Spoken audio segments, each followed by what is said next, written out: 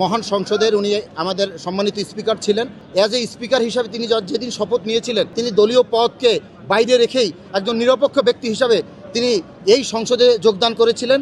তার এই স্পিকার থাকাকালীন অবস্থায় আমরা দেখেছি তিনি এই রাষ্ট্রকে সার্ভ করেছেন, তিনি রাষ্ট্রকে ধারণ করেছেন। এই মামলাটিতে লালবাগ থানার একটি হত্যা চেষ্টা মামলায় তাকে আজকে আদালতে তাকে প্রেরণ করা হয়েছে।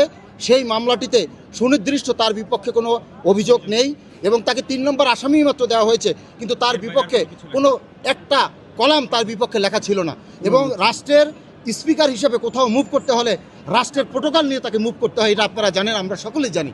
তিনি রাষ্ট্রের এই দায়িত্বে থেকে কিভাবে, উনি ওই দিন সংসদ ভবন এরিয়ায় ছিলেন, উনি কিভাবে রাষ্ট্রের এই দায়িত্ব থেকে সেই লালবাগ জোনে এসে একটি হত্যা চেষ্টা করেছে এবং সেই বিষয়টা ইতিমধ্যেই আপনাদের কাছে আমি মনে করি এটা দিবালোকের মতো অতি ক্লিয়ার। তিনি এই ঘটনার সাথে সম্পৃক্ত নয়, এটা এক ধরনের রাষ্ট্রীয় ষড়যন্ত্র, এর বাইরে আর কিছু নয় বলে আমি মনে করি। তার 2 দিন রিমান্ড চেয়েছিলেন, ইতিমধ্যে আদালত সন্তুষ্ট হয়ে তার রিমান্ড বাতিল করেছেন এবং তার জন্য আমরা ডিভিশন প্রার্থনা করেছি। আদালত তার কারাবিধি অনুযায়ী তার ডিভিশন মঞ্জুর করেছেন এবং তার রিমান্ডও বাতিল করেছেন, তার জামিন বাতিল আমরা প্রার্থনা সেটাও নামঞ্জুর করেছেন।